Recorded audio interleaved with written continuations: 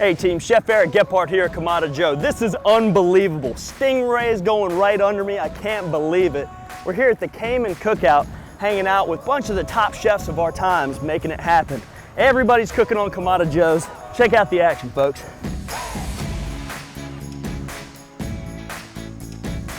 All right, so we're here on the beach grilling up some bread for Mozza's chef, Nancy Silverton. She is an unbelievable culinary icon in LA. So excited to be a part of her demo. All right team, so little pro tip. When you're grilling, you can actually bank all the charcoal to the back of the grill. Check this out. That's gonna put the heat signature all right here, right? So because we're using the cast iron here and the grill grate here and all the coals banked to the back, we actually have 4 different heat signatures. That allows us to pull things back and up if we need to cool things down a little bit or speed it up and get it right over the heat. So we're making Futa, which is sort of, the translation is sliced greasy. Awesome. So we're gonna grill it. We're gonna get a nice grill on it, but also a toastiness. Gotcha, Chef.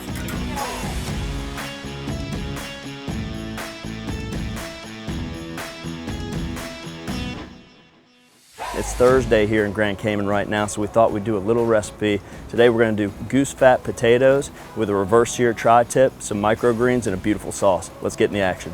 So when we talk about reverse sear, it's not a sear and then put it onto the grill. It's a low and slow and then sear it. That's why it's reverse. So we're stabilized at 250 degrees, which is right where I want it. Let's go ahead and sneak our deflector shields in there, grill grates, and then we'll get the meat and potatoes on. Notice how I've got these 2 little knobs going north to south in the grill. I see a lot of people, because they're only on 2 of them, not on all 4, I see a lot of people have them turned east to west.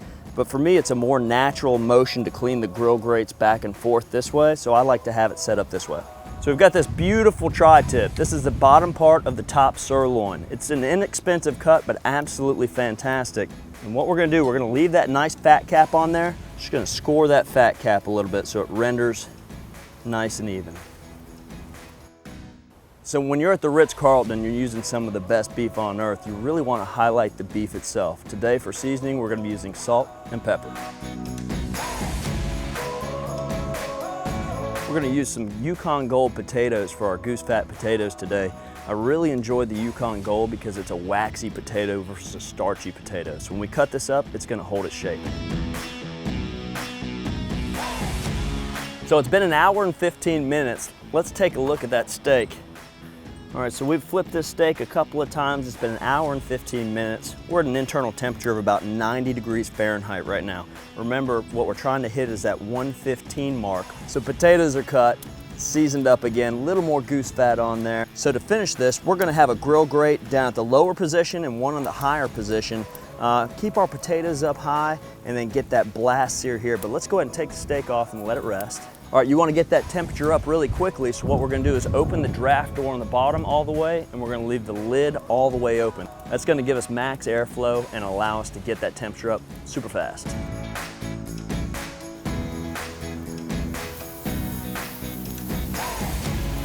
Listen to that sizzle. The Maillard reaction is occurring. Proteins are turning to sugar. That's the flavor. Beautiful. And while we've got this really hot screaming grill, we're gonna do some beautiful white asparagus and charred tomatoes. Pro tip, I continue to see everybody put oil all over their asparagus. It's not gonna stick to the grill grate. There's no point in putting olive oil on there, all right? All that's gonna do is coat your taste buds and you're not gonna taste the true sweetness of the asparagus. So we wanna cut across the grain. Notice how the grain runs this way and then it switches to this way. So I'll put 1 slice here. And that is gorgeous.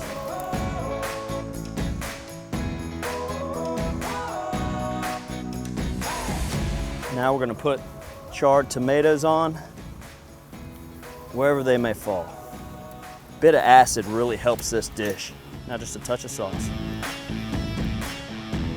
Look at this beautiful family style platter. This is the way I love to eat. Cooking for people is the best way to show you love them. Unreal. A meal fit for a king or your family. Day one in the books. Every single chef that sees the Kamado Joe says, I need that for my event. So we're wrapped up about 8 events today. Unbelievable. Shot a recipe video and down in the dungeons of the Ritz-Carlton, working with all the other chefs side by side, fighting for a 3x3 space to chop, chop, chop for parties of 500 people. It's been unreal. Want you to stay tuned and check out day 2, 3, and 4 coming up. Folks, have a great evening.